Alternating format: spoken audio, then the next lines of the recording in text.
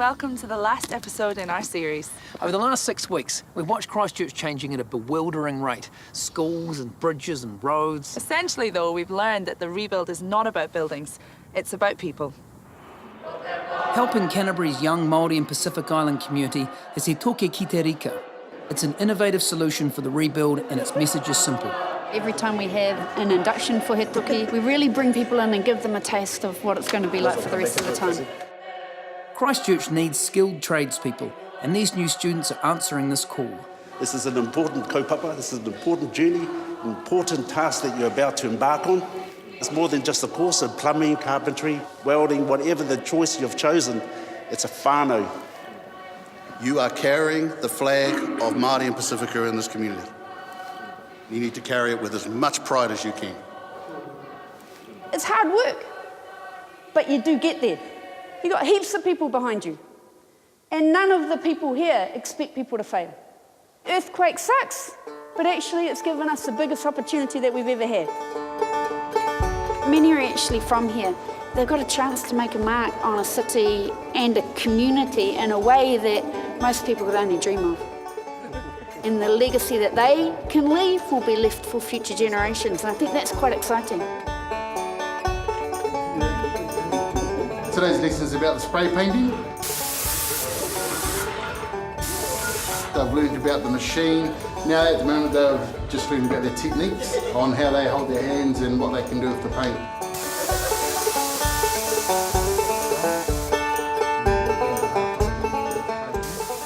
We had a huge issue with regards to not having enough qualified and enough trained people here to help with the rebuild and to help with the impact of the earthquake. And so this program was set up to actually provide an opportunity to Māori students who want to come through and learn the trading. Excellent, that's awesome. That's great. Who else wants another turn? Come on!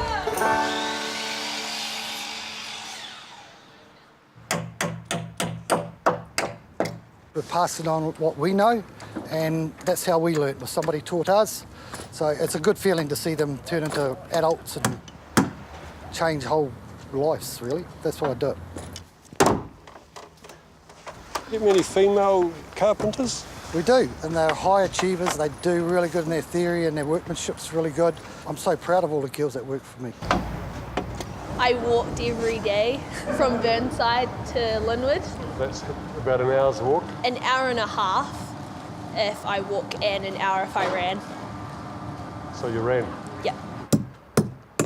She turned up every day, which was a credit to her. She'd be a good employee? Oh, she'd be a wicked employee here. I'd employ TJ any day.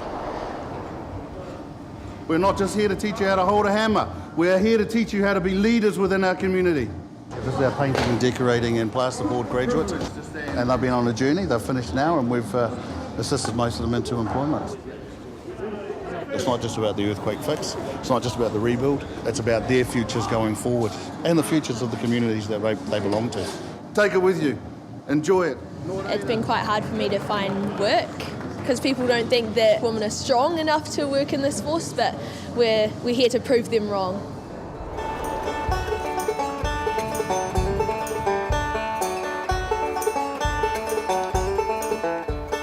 TJ, you got a job? Yes, I do.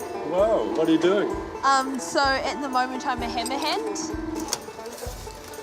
So I do like just cutting bits of timber and hammering and sweeping the floor, just a whole mixture of things. The hours are quite long and it took some time to get used to, but the money, it's worth it. Yeah. Best wishes to TJ and her fellow students. Deep in Banks Peninsula is Lyttelton, Port of Canterbury and a major overseas terminal. 10 kilometres away and separated from the city by the walls of an old volcano is the port of Lyttelton, the main port of the South Island. Right from the time the first immigrants started arriving in the mid-1800s, all the way through to today, the port's always been a lifeline to the people of Christchurch. So much of the Canterbury Plains abundance has long been exported through the tunnels in the Port Hills and out to the world. Recent times have seen a significant growth with a 114% increase in business in the last decade alone. But the Canterbury earthquakes took a devastating toll on the port. Wharves shifted and seawalls slumped. We got quite a bit of damage in September. February really amplified it because that earthquake was virtually underneath Lyttelton, so it did a lot of damage. But you can work your way through that in a systematic manner and say, what do we do about it? Yeah. We were closed for about 2.5 days, but then we got it up and running, particularly oil and containers, making sure that the essential services got through.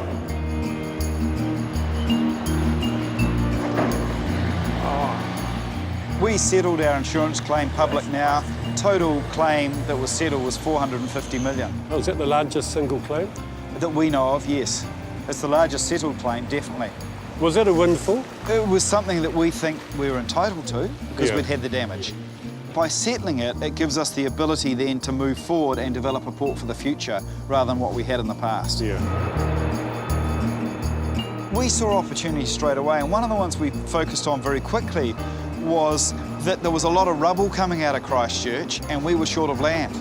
So we said, let's start a reclamation because we can create land and dispose of a problem for the city. We're getting around 700 trucks a week, bringing in the hard fill.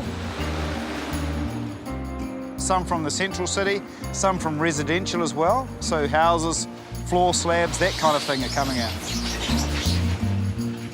And then we'll have machinery pushing that into the harbour to make sure that we keep pushing out further and further.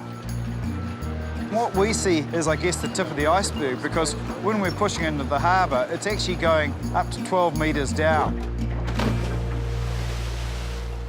People are going to be wondering how clean this is. It's reinforced concrete, it's brick, you know, the timber, the asbestos, all of those things are going elsewhere. And what we have also is a boom around the outside of the area, so if any material escapes that shouldn't, we collect it in the boom and then take it out. About 70 to 80% of the material coming out of the city is coming here. Does it move? It doesn't move per se, it settles. So over time it continues to settle, and then we just top it up. I've always kind of said that mixed up are the Catholics and the Anglicans and a few Protestant churches all underneath us, and they're all going fine. We're going to get about 10 hectares of land that we can put cargo on. The imports that are coming through, the exports that are growing continually out of Canterbury will come through here and use the facility created out of the earthquake. Is that enough land? No, long term, we would like to go to about 30 hectares of land, and that's part of the consultation program we're going into now. This new land to the east is allowing the port to reconsider how it utilises its western end, acting on residents' calls for more access to the harbour. We're looking at developing areas in a way that is sympathetic. Boardwalks, marina, the type of area you can go and have a cup of coffee, maybe a glass of wine, along the waterfront. The exciting part about it is we'll still have ships coming and going. We'll have the oil tankers and the fertiliser ships and the log ships all coming in and out, so you can see a working port. Sumner Road has been closed since the February earthquakes. The rock buttresses have become cracked and formed in such a way that another significant shake could lead to a large rock cascade down there. And so what we need from a port perspective is that stabilised so that we can have it as our secondary route. I can't say it's going to happen. It's something that the council's working on at the moment. I hope to look back and think that, yeah, I did a good job of that, and the team that's around me have created something that's a real legacy.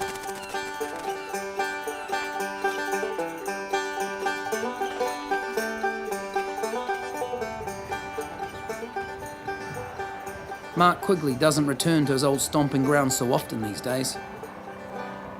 Along with nearly all the street, his house has been demolished.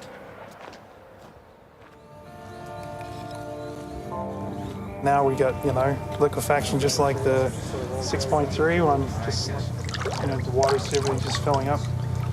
So, we're sort of back to square one again. But although Mark and partner Candy lost their house, there is a silver lining. Research started in his own backyard has just seen Mark awarded the prestigious Geological Society of America Public Service Award, the first time it's ever been awarded to someone outside of North America. The house is gone. But the signs of the earthquake remain, obviously. Have you been down here recently? I have been down, but I try not to come down too frequently. It's not necessarily a good thing for the soul to spend too much time here. When the house goes, it's probably a bit of the emotion goes with that. And the amount of subsidence that this land has had as a result of the earthquakes is on the order of 50 centimetres.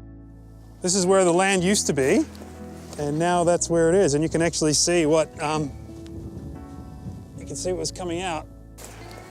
The shaking has induced liquefaction, and so stuff that was below here has actually erupted to the surface, and then we've shoveled it up and cleaned it off, and it's been taken away, the silt and sand. You did that a few times. We did the big cleanup in September, and then we did the big cleanup in February. And then June happened, and we kind of just went, let's not bother. You know, it was winter, and there was just tons of it in the backyard. And then, you know, the irony of that is, of course, is that then became an amazing scientific experiment. And I developed this new empirical relationship between the thickness of sand blows and the shaking intensity. You know, we published that science in the best journal in our field, and we're quite excited about that. You know, probably one of the first times, if not the first time, that anyone has done a scientific study of that nature completely in their backyard.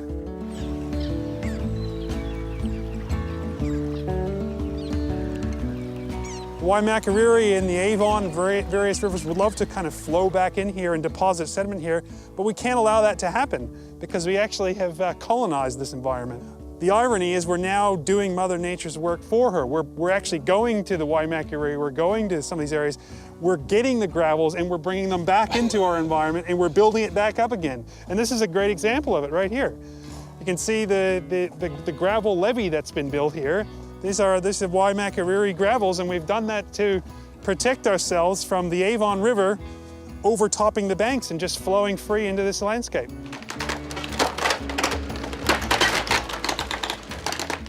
So what are we going to see here? Is everything going here? This will be completely empty, yeah. One by one, and they're just clearing it out and they're grassing it over. Then the question for what next will arise. There's all sorts of things. I mean, people talk about turning it back into agricultural land, for instance. Food forests, you know, where we could, people could go and harvest food for themselves. There's tons of opportunities for that sort of stuff. This area is very susceptible to future liquefaction. So you can't just stack a bit of gravel on top and say it'll be sweet, because the ground will continue to spread and the ground will continue to subside. And with the likely scenarios of future sea level rise, it'll only become more vulnerable to flooding and to inundation and those sorts of things. So I guess the point is that if you're going to think about putting people back on these properties in the future, then we should probably think about trying to do things to make the land more resilient, and the cost of doing that is probably going to mean that we need to have more expensive, densely packed subdivision in there.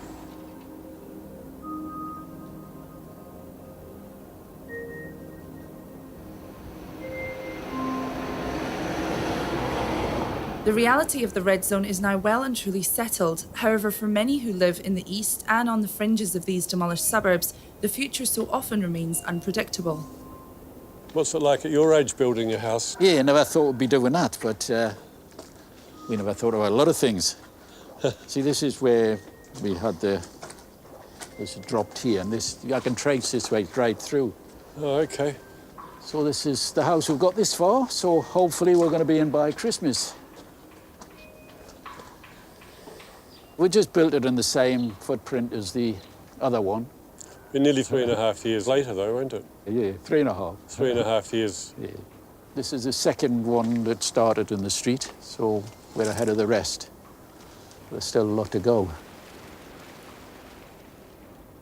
It's great here. We've got young couples across the road there with 2 kids. Next door here, we've got 2 little lads. You don't get that in rest homes. Oh, this is Jan, lives next door to me. She's been here right through all the earthquakes and liquefaction. She's got a story here on it. This is called emergency work. What happened? Well, we had a lot of liquefaction and had a lot of problems with sons having eczema and asthma. It was mouldy, you could smell it, you could smell that something was up. At the time they said it was perfectly fine and we shouldn't worry about it at all. Finally, after a lot of pushing and phone calls and at the end a lot of tears really, we had some emergency work done. 3 years, do some emergency work. And that helped? Helped a lot. It's helped a lot. Good story up here, I'll show you up here. This was Trevor's, the widower. He's 10 years older than me, and it was just after I'd heard from the insurance company that his house was going to be demolished. He asked if I would nip round and see him. Most worried, you know, I mean, told his house is coming down. Because you were a builder, weren't you? Yeah. I took him around the house and I showed him what was wrong and why it had to come down. So he accepted that and he said, oh, I forget it. He just said, well, am I safe here? And I said, oh, yeah, you're perfectly safe. The house is not going to fall down around your ears. You're okay. And he said, well, why can they not wait till I've died? Then they can fix it. And I didn't have an answer for him. His funeral was a fortnight ago. And they're coming this week to start knocking his house down. So he got his wish. They're knocking it down after he's gone. But wouldn't it have been good if the last 3 years of his life, without the worry of where am I going to be living and what's going to happen, and didn't have to be that way. You've got people coming around and buying as is. And they're buying up houses for all sorts of reasons, but a lot of them just buying them up and you're getting, you know, renting out. But them houses has got to be, they're uninsurable, they've got to be fixed one day. That's the thing that bothers me somewhat, is what happens to them eventually. Yeah. Who looks after them. We've got a house down there, that one down there, dear mate of mine, great fella, old Jim. They took the cash out because they were ready to move into, they've gone into a retirement village.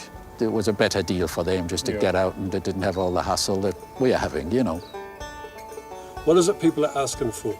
They want the house fixed. They've been waiting too long. A lot of people want to know what they're doing, why. They get the scope of works, for instance, and don't understand them. People just want to be reassured. They want to know that something's happened. They want to trust things. But it's going on and on and on and on. Not only is John well versed in the matters of his street, he is well known in New Zealand for helping senior citizens, so much so that he has been honoured by the Queen for his fine work. I mean, like our house, we've been in this now for 2.5 years, just getting at it. If they could come to us and say, we can't get till you 2017, but we'll start on that date and we'll finish on that date. Yeah, that would be better than not knowing. Then, you know, you could buy your plans for next year, and it's this living from day to day. In limbo. And you don't know what's happening. And nobody can tell you, and that's people just wants to know, well, are you going to fix me house? Why are we under cap, or why are we over cap? And it just goes on, and people are just... And people doesn't understand. Yeah, that's People just doesn't understand. When the earthquake struck, obviously it's a period of great calamity and disaster. You have been through periods of that in your life when you were younger, wars and such. But are you better placed to deal with it? You've been there, you've seen some things. That's a good point, isn't it? I was a kid during the war with bombs dropping in, and at the end of my life I've got earthquakes. You get it from above and you got it underneath now. I think it's harder for people now than it was then.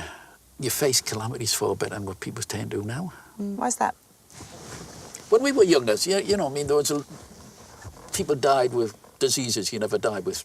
You don't get now, you know. I mean, when I was young, you know, you had diphtherias and scarlet fevers and pneumonias and God knows what else, you know. It was part of life. Do you think there is enough communication with the elderly community in Christchurch to... Because they've probably got a lot to offer in terms of coping mechanisms and support for people who are younger. It's just... Yeah, I think that they should ask the older people more than what they do. You know, just because you're old doesn't mean you're gaga and you're over the top. We've been around for a long time. Yeah. People are living longer, they're healthier. There's an enormous amount of talent and skills and experience, got all the experience. You know, it's about time that society as a whole started to recognise that. Yeah, utilising it. And it's going to be more and more with the baby boomers now coming into that older age group. Back in 1960s, the average age for us mere males was 68. You know, people went to school and then went to work when they were 14 and they retired at 65, and 70% of them died in the first 3 years. You got educated, you work, you knocked off, and then you died. Well, now you're knocking off and you've still got another 20 years or so of life in you. You know, most people are fit and able and all that. Just think of all that skills and expertise and all that I said before that's there. Utilise it, talk to the people. That's why we split it into the third age and fourth age. The fourth age is, you know, we need the Meals on Wheels. It'll happen to all of us, but the longer you're in that third age, it puts that back. So yeah, utilise that older age group. It's like the city. You should talk to me about what you'd need when you're my age. I'm not going to be there, but you will. You see what I mean? Talk to me and I'll tell you some of the things that should be there for when you get to my age. For future elder generation. It's not only John who believes in taking heed of the old. Mark Quigley and his students have been studying what the oldest rocks in the Port Hills can teach us. So we're in Rapaki. We're just 5 k's south of Christchurch City. This is an area that experienced tremendously strong ground motions in the February and June earthquakes. There were 6 people killed by rockfalls in the February earthquake. When you arrive at the site, you can see all these big boulders that had come down in the February earthquakes, but then you quickly realize that there's a bunch of boulders that were here before. We know these areas are risky because we've seen the impacts that they can have, and then regardless of the frequency at which they occur, it's the consequence of them occurring that we're really worried about. If we're making decisions in this area about whether people should be told they are no longer allowed to live in certain areas, is it because we think that rocks fall off these mountains every 100 years or every few hundred years?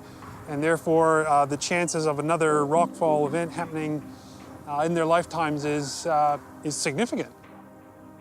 So we've got Josh here, and Josh has been doing his PhD on the Rapaki rockfalls, and he's interested in the ones that came down in the recent earthquakes. The main focus of his study is when was the last major rockfall event, and how frequently have these prehistoric rockfall events occurred? In so many cases, you have these steep mountainsides, and every boulder just rolls right down into the valley bottom. But here, we see all these large boulders up on the hill, and I get to come out and study them. And they've stopped on the way down. Yeah, and they stopped, thankfully, so that sediment could build up behind them, and we could study the sediment. And they've sat here and not been covered up, so we can learn about the roughness on the surfaces and try to come up with dates for those surfaces. I'm basically standing on a wedge of sediment. And the idea is that the boulder shakes off the mountain, it comes down, and then subsequent to that, after that, we have sediment that washes down the mountainside and piles up behind the back of the boulder. So what we're basically trying to do is use the sediment that has piled up behind the back of this boulder to help us understand when this boulder came down. How can you tell how old this is? This boulder, it gets delaminated from the rock face, it comes down, it sits here. It's constantly being bombarded with cosmic rays, you know, high energy particles from space. And those cosmic rays are changing the chemistry of the rock in a measurable way. That's time dependent. We can analyze that chemistry, and that gives us a measure of how old the surface is, how long it's been sitting here getting exposed by cosmogenic rays. Potentially, we could be looking at events that are spread out 8,000 years. It's a big deal. You walk up to that hillside too, you know, there are bits of rock that look precarious. Yeah. But not a lot. Not a lot, Not exactly, a lot of big stuff. The forests that were here long ago have a big impact on how far these boulders run out, how far they go. We've just given the modern boulders a chance to just have a nice unvegetated slope to just blast right through into the town. The main thing that we've learned out of it is that this is not a very frequent occurrence, that we don't get big rockfall events happening every few hundred years. And the other thing we've learned is that it's unlikely that earthquakes on any of our major seismic sources like the Alpine Fault or the Porter's Pass Fault or these sort of things, it's unlikely that they cause strong enough ground motions to cause large amounts of rocks to come off here. So we're looking through a pretty thick lens when we're using this technique to look back in time at these paleo rock falls. And what we can't distinguish is whether there's a whole cluster of events, say 100 years apart, that cause rock falls to drop off, say over a 1,000-year period. We can't say that. What we can say is that there are long periods of time that seem to go by without rocks falling off, and then there are periods where a bunch of rocks fall off. And so we can't say that the next alpine fault earthquake won't cause any rocks to fall off. But what we're saying is that it seems like local events might condition the rock mass, might fracture it a lot, might cause lots of rocks to fall off, and that subsequent earthquakes may or may not cause some of those rocks to fall off. But regional earthquakes in the absence of the local ones are very unlikely to cause rocks to fall off because they don't have that energy. It just goes to show you that, there's decades of research that could be done here and throughout Banks Peninsula and throughout New Zealand trying to better understand our seismic hazard, and that's what keeps us in business. I suppose Christchurch has always had a reputation for being quite conservative, hasn't it? I mean, we are seeing it changing, and we're becoming risk takers in our way. Yeah, I think we've seen that this series with the artists and their street art, and the businesses, big and small. Yeah, we appreciate being able to tell these stories in this series. It's been great to have our voices heard. Yeah, we really want to thank all the people who have taken their time to be involved in the show and to help us tell those stories. Because something we all have in common is having to embrace change. With only 10% of the rebuild underway, there's going to be so much more to come. When I hit the runway in my armor, I will know what I am made of. And in the arms of my daughter comes an answer. I have seen what she will know. I will never know why a good man will die or a bird will fall from the sky that she was made for, and a heart will beat out of fear of its defeat, and the love you left behind will no longer stay to be. When I hit the ground in all my glory, I will know where I have come from. In the shadow of the doubt that meets the morning, I have come.